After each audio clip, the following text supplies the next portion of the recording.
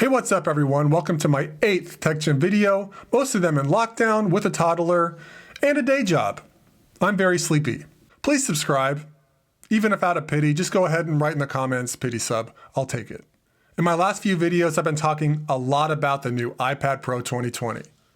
Let's just say I have not been following the social distancing rules. In this video, I want to talk about the most exciting enhancement to the iPad, I'd say since the 2018 iPad Pro announcement. What is that? Cursor support, which I'd say legitimately positions the iPad as a true MacBook alternative, but more and more, its successor. In this video, you will learn how to increase your iPad Jedi skills by getting the most out of the trackpad. We'll examine Apple's unique cursor, gestures, double tasking, and the weird stuff you might expect before all your favorite apps have updated. Other than that, let's jump right in. All right, we got our trackpad paired. Before we begin, let's go to Settings, then Trackpad and Mouse, and turn on Tap to Click and 2-finger secondary click. I'll be doing this tutorial with natural scrolling turned on. If you have it off, you will need to reverse every gesture you use on the iPad. So for example, to move content up, you will have to swipe down. Just turn it on, it's what Apple wants you to do. When you put 3 fingers on the trackpad, it's like grabbing the home bar. Keeping this in mind, a 3-finger swipe up is like a home button press or home swipe on your full screen iPad, iDevice, whatever. Also, as 3 fingers is the same as grabbing the home bar, swiping horizontally toggles apps. Again, just the same as if you were to touch the bar and swipe left to right on your iDevice. Okay, next. When you put 2 fingers on the screen, you are mimicking a single finger on the iPad, or scroll wheel if you're using a mouse. So swipe up and down to read the news, swipe left and right to scroll through music playlist, and swipe left and right on the home page to view adjacent pages. Swipe down on the home page to reveal search. This is kind of a Jedi level 2 power.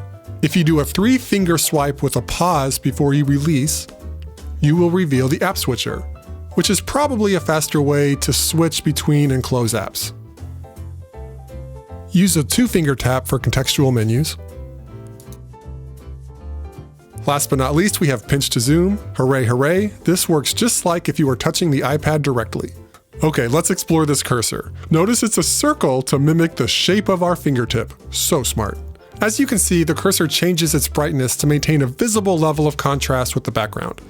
If you stop moving it, it disappears.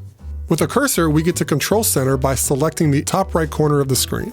We can get to Notification Center a few different ways. One is to move the cursor to the top of the screen and then swipe up. Second is to press the time on the top right of the screen. We can get out of the Notification Center a bunch of ways. Here are 3. Select the home bar, 3-finger swipe up, and the unreliable 5-finger pinch. We'll get into that more later. Beyond the 2-finger horizontal swipe, you can get to other home pages by pressing anywhere left or right of these page dots. See, it's fun to be smarter than the other guy not watching this video. So you can use a 5-finger pinch as well as the previously shown partial 3-finger swipe to get to the app switcher page. To scroll around, do a 2-finger horizontal scroll, and to close an app, place your cursor over the app box and swipe up with 2 fingers. I'll use a 3-finger swipe up to get back to the home page. Let's jump into an app. So notice how the cursor does not so much overlap buttons, but playfully possesses them. You get kind of a sticky sensation when trying to remove your cursor from the button. So this just happens to be one of the ways the cursor adapts to context. One of the big wins for iPad owners is the new ability to easily select text, just as you can with a typical computer. Notice the text selection cursor adaptation. So whimsical. Anyway, to select text, set your cursor, then press your physical trackpad button and move your finger until you have your desired selection. You can do a 2-finger tap, like a right-click on a mouse to get a contextual menu. To move highlighted text, just hover your cursor over the highlight and then press the physical trackpad button and wait for the bubble to appear. Once you see the bubble, move the text up, down, all around. Okay, let's do some double tasking. To do so, you will need to have your desired second app in the dock. I want to use Chrome. So I evoke the dock by moving the cursor to the bottom of the screen, Then I press the trackpad physical button and hold it to grab Chrome.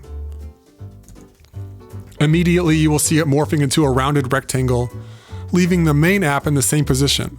This means if you were to let go of the app, it would settle as a slide over app. This may work, but it may be too small. I want to make this app a split view, so I grab the top bar and drag it to the side of the screen. Now you can see the main app adjusting its size. Once you see this, you can let go and you'll have split view. Feel free to adjust the size of each app with the vertical bar and the dividing line. I want to take a puppy picture and drag it into my Pages document. So I just press the physical trackpad button and hold it until you see a green plus mark, and then drag the image over. Easy as that. Resize as you normally would with the trackpad. Notice how the cursor changes to a resizer to match context. You can customize the split view by dragging apps around using the top bar, choosing which one you want to be on the left and the right. If you'd like to dismiss an app in split view, you can either push the one you don't want all the way off to the side, or drag the app you want to keep to the center of the screen and a little down, and then to the top, and it'll take over the entire view. Well, I hope you're getting the hang of this multi-view double-tasking iPad world. Now let's dig more into slide over app windows. The nice thing about slide overs is that you can have a bunch open at one time. So let me drag several over and see what I can do with them. Okay, you can only see one at a time, but just like with apps that take up the whole screen, you can switch between them with a 3-finger swipe. Also, just like full screen apps, you can view the slide overs in app switcher mode. You get to this view using the same gestures. Here I used a partial 5-finger pinch. Everything behaves the same way. Swipe up with 2 fingers to dismiss a slide over, scroll horizontally with 2 fingers to browse through. If you want all these slide overs to disappear, just select the blurred main app. To get the slide overs back, drag your cursor to the right edge of the screen and swipe right. Do the exact same action to hide them again. Now I'm going to show you some cursor growing pains. I have a puppy picture I dragged over from Chrome. When I want to drag the picture within PowerPoint, it's as if PowerPoint thinks I want to copy it to another app, as opposed to repositioning it within the PowerPoint slide. When you come across this behavior, use a 2-finger drag and the picture will move as expected. I'm sure this will get fixed in an update. You may come across a similar issue when repositioning sliders. Here in YouTube, when you use a single finger drag, it wants to copy the video image. When you use a 2-finger drag, the slider behaves as expected. I mentioned I would revisit this, the 5-finger pinch. A 5-finger pinch gets you a clear action. It's just not consistent. Mostly it reacts as a home gesture. Often it reacts as an app switcher gesture. Third and least often, it sends you to the previously used app. I like the 5-finger gesture, it feels Jedi-ish. I just wish it would get it together. And don't worry, you don't need the 5-finger pinch. 3-finger swipe gestures get you all the same actions, but consistently. Just wanted to highlight how Apple is being weird. Alright, I'm going to wrap this up. Thanks for watching. Catch you on the next one.